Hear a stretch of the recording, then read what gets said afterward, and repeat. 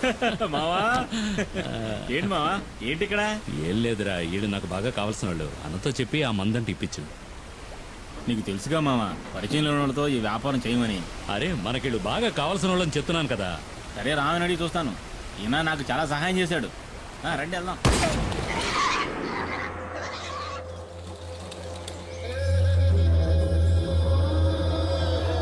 వీడు చెప్పడమే కాకుండా మీ డీలింగ్ నాకు బాగా నచ్చింది. రిస్కో ఓడల ద్వారా సింగపూర్, అక్కడి నుంచి అంటే యూరప్. ఏదో మా సింహాద్రి చెప్పాడు కదా అని ఒప్పుకున్నా. కానీ ఈ ఒక్కసారే సరుకు సప్లై చేస్తా. నాకు 2 వారాల టైం కావాలి. 2 వారాల మొక్కలు బాగానే ఎదిగినాయి. కోసి ఎండేసి ప్యాక్ చేయడమే. సరుకుని పులియూరుకి తీసుకొచ్చి చేరుస్తాం. ఆ పైన రిస్క్ మీదే. కూసంత తొందరగా నడవండి అయ్యా. పొద్దుగూకేలోగా అడవిని దాటేయాలా? అయ్యో, వచ్చిన దారిలోనే మళ్ళీ వెనక్కి వెళ్ళాలా?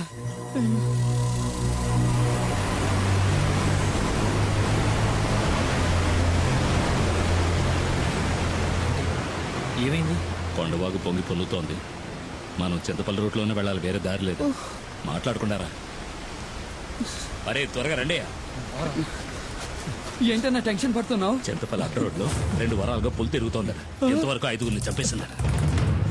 అడ్డ రోడ్లో పులి తిరుగుతుండడం వల్ల ఎవరికి కంటి మీద కొనుక్కులేదు. అది గనక ఊళ్ళోకి వచ్చిందంటే కుమార్ తప్ప జనాన్ని ఇంకెవరూ కాపాడలేరు. ఊళ్ళోకి వచ్చిన పులి గురించి కుమార్కి ఎలా తెలుస్తుంది? ఈ అడవిలో వేరే పుల్లు కూడా ఉంటాయి కదా. ఈ అడవి గురించి బొత్తిగా నీకు తెలియకలా మాట్లాడుతున్నావు. ప్రతి పులికి అడవిలో దానికంటూ ఒక పరిధి ఉంటుంది. ఒక పులున్న పరిధిలోకి ఇంకో పులి రాదు. అవి సంగమించే సమయంలో తప్ప. చేయందుకో. అయితే పుల్లున్న అడవిలోకి మనం వెళ్ళేది? కొండవాగును దాటడానికి ఇది తప్ప వేరే మార్గం లేదు. చీకటి పడేలోగా దాటే రా, త్వరగా రా. రండి రండి.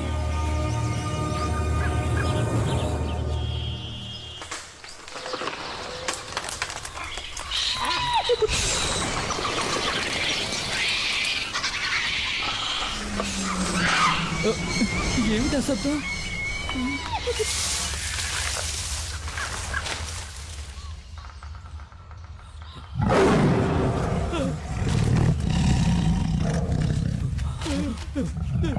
పరిగెత్తండి, పరిగెత్తండి, పరిగెత్తండి.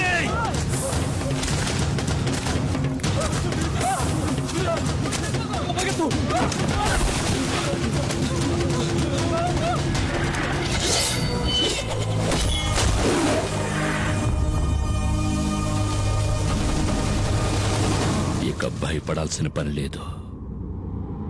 వేటగాడొచ్చేశాడు.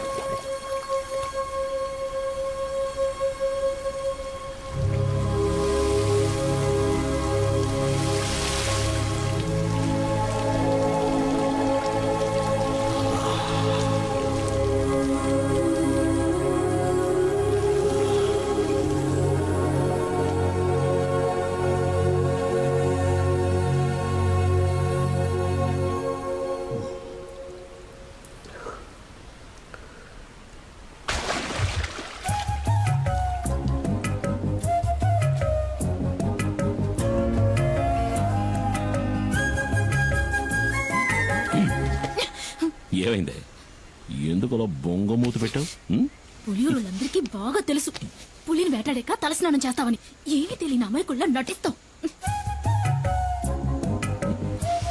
ఏంటి వాగుతున్నా? చాలు చాలు, నేనేం బుర్రలేందాను కాదు. నువ్వు పులిని చంపేవని నాకు తెలుసు. పులా? ఏ పులి? ఆ, ఏమీ ఎరగడు పాపం. ఇప్పుడు ఈ ఇంట్లో దీనివల్ల ఎంత పెద్ద గొడవ అవుద్దో తెలీదు. ఎందుకే రోడ్డుకు వచ్చాడు మాట్లాడతావు?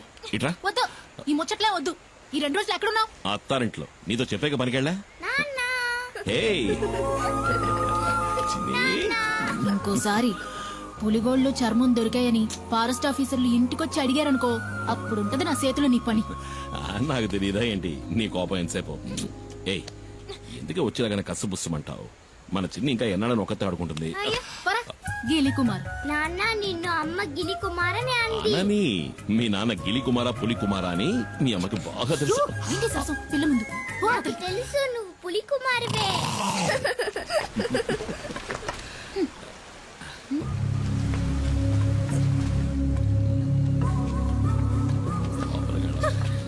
రండి రండి పెద్ద ఆయన. చక్కి చిన్ని మళ్ళీ వచ్చింది చూసావా? ఆడుకో. ఏంటి పెద్ద ఆయన అందరు కలిసి వచ్చారు? చింతపల్లిలో మేమందరం నిద్రపోయి చాలా రోజులైంది. ఈసారి పులి 4గురిని చంపేసింది. మమ్మల్ని కాపాడడానికి నువ్వే రావాలి. నువ్వు కాక ఇంకెవ్వరూ లేరు. నువ్వేం దిగులు పడకు పెద్ద ఆయన. చింతపల్లికి వచ్చిన పులి ఇంకెవరిని చంపదు. ఈ కుమారు మాటిస్తున్నాడు. ప్రాణభయంతో అడవి ప్రజలంతా జపించేది నీ పేరే. నువ్వంటే అంత నమ్మకం. నువ్వు ఆ దేవుడిచ్చిన వరానివి మాకు. ఏంటి పెద్ద ఆయన ఎందుకు ఈ పెద్ద మాటలు? ధైర్యంగా వెళ్ళండి. ఈ కుమార్ ఇక్కడ ఉన్నంత వరకు అడవిలోంచి వచ్చే ఏ పులి ఎవరిని చంపదు. నన్ను నమ్మండి. వెళ్ళినా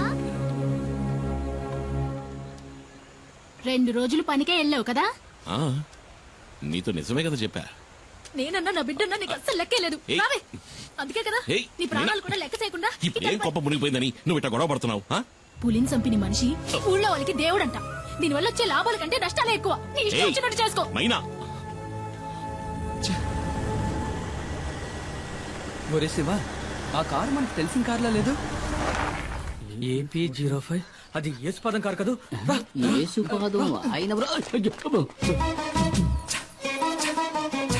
యేసుపాదం భార్య, మనం కనిపించకూడదు. నీకు భయమేమో గాని నాకు భయం లేదు. ఆ అమ్మాయి మా ఊరమ్మాయే. సాల్మన్ ప్రభు గారి ఏకైక కుమార్తె జూలీ.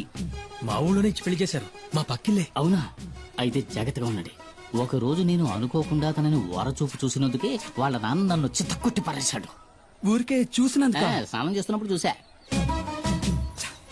వస్తుంది వస్తుంది, తక్కువ తక్కువ. నేనెవరిని చూడలేదు బాబు. వెళ్ళిపోయింది. డ్రైవర్ బండాపు. డ్రైవర్ మండాపని చెప్పారు కదా. ఇందా